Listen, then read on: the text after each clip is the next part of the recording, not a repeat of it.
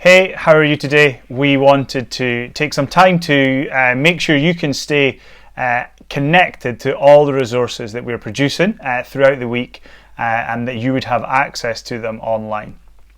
So there are a number of different ways that you can do that. The primary place for you to go would be to the church website.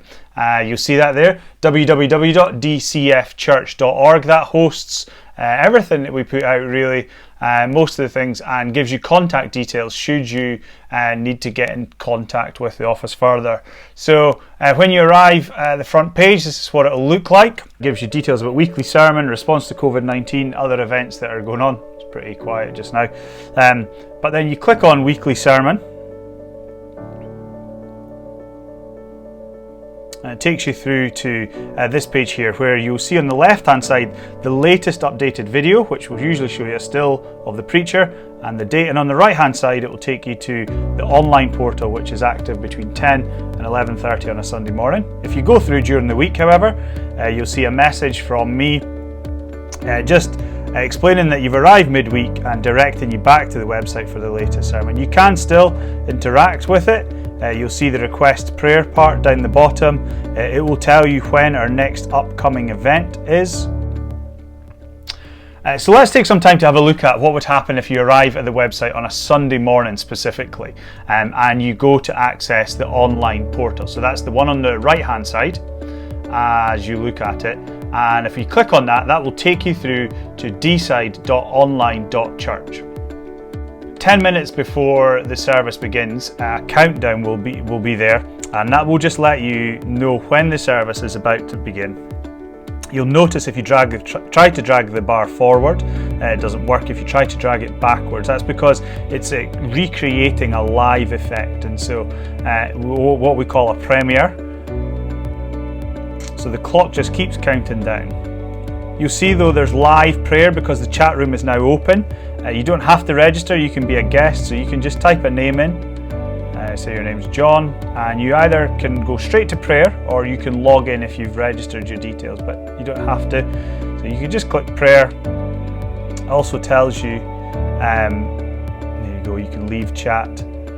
You've got access to, so throughout the service, you are able to leave comments. You can raise tech questions if you need to. Encourage you to try and use it in terms of worship. But you'll see there that feed just populates with your comments. It's moderated by the hosts for that day. So you click on here on the Bible function. You'll see it links us to the YouVersion Bible software. And so, for example, this Sunday's Easter Sunday service will be Matthew 26, and so here, and then you have the choice of translations down this right hand side as well, so you can follow the scriptures as the preacher is speaking through. You see some other functions here. Schedule will just tell you where the next service is, Bible, and chat should you want to. If you're really feeling the love, and click the little heart, and that just shows the love. Hovering over here will take you to, if you want to spread it out onto big screen, you can still maintain the chat function using another device if you so desire. If you hover over this top left hand corner where it will give you the title of the video, this will take you straight through to YouTube.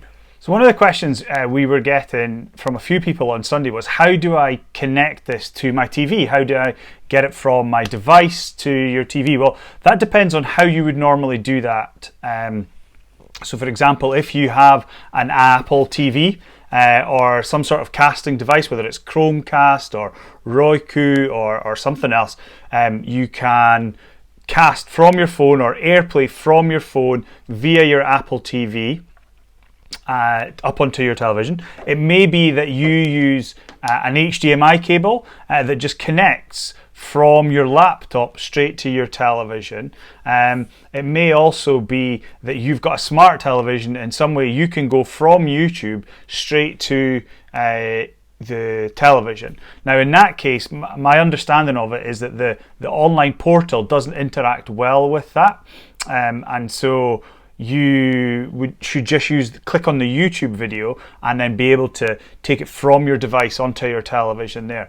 I would recommend that you spend some time accessing this portal through the week, play about with your tech, and arrive 10 minutes early on a Sunday morning just to try and make sure it's all sorted out by then.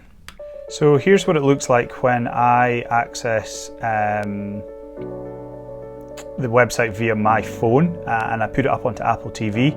You'll see that it starts to connect with AirPlay.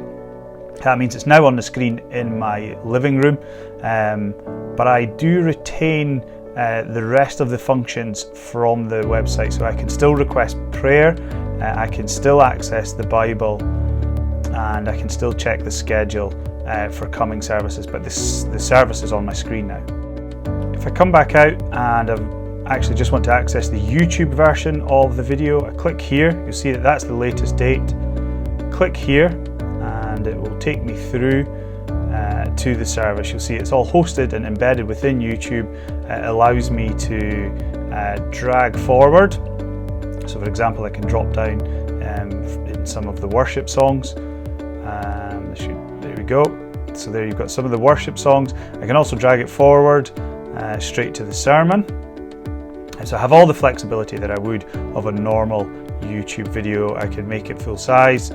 The resolution will be better. I've just done this quickly for the sake of the video, not allowing it to buffer. And then also down, I can pause it, and then under here you'll see that I can get straight to YouTube. So I then leave the church website and transfer over to YouTube. And what I'm greeted with there is a familiar picture. It's buffering, it's ready to go, but if I click here, you'll see the songs that have been included in the service as well. One of the key places to keep in touch is through the church office and to be part of our mailing list. And so I'd encourage you to get yourself over, drop an email. If you don't already receive information from them, drop an email to admin@dcfchurch.org and they'll ensure that you get the appropriate mailings that come out through the week with various bits of information. So if you sign up for our weekly emails, this comes out on a Wednesday, you'll see the weekly devotionals embedded in there. You'll also have access to the weekly sermon, prayer, some pastoral care issues, birthdays, just general information from the rest of the church. So you get that via email each week. And so you can access via the church website, via the online portal, and be part of our regular mailing list. And the last place that you'll find information about us as well is the church Facebook page. So if you head over there, this might be a familiar site for some of you. And so you arrive at the page, scroll down, you'll see that the latest sermon is pinned to the top, and that will again just direct you back to, it'll be dated and will take you back to YouTube. But you'll also find the weekly devotionals that are posted up here as well. And then down the left hand side, just general information about the church. So those are the four main ways that you can stay connected online. Either using the church website, www.dcfchurch.org, via the online portal, deeside.online.church, via the church mailing list, and contact us on admin@dcfchurch.org to be added to it, or find us on Facebook. God bless, take care, and if you've got any questions, get in touch.